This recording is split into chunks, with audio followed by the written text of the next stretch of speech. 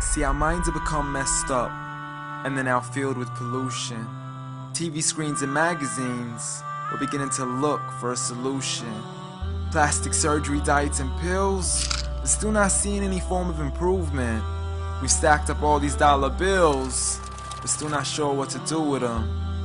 We began to chase women and fornication to the point our girls don't even know whose baby she's carrying.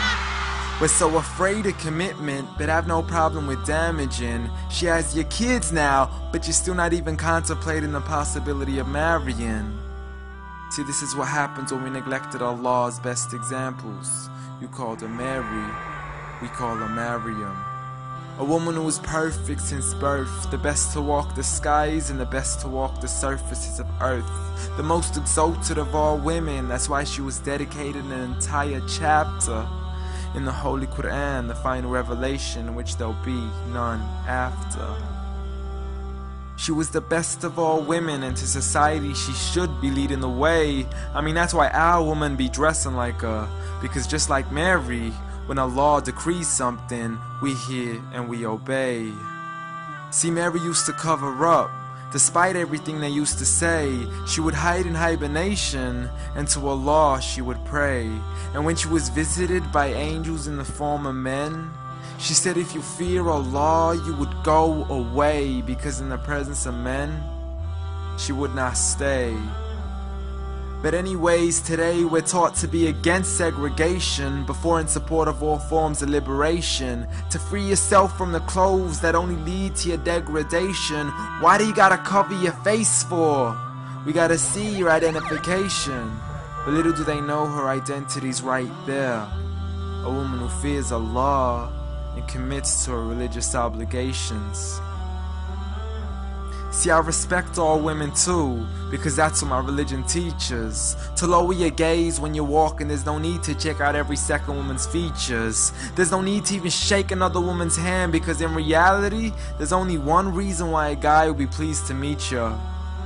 And you could go ahead and deny it, but don't blame me for stating the obvious. When the pornographic industry is worth billions, you still don't see where the problem is? Sex is embedded into society to the point we'll exploit it to merely sell a car.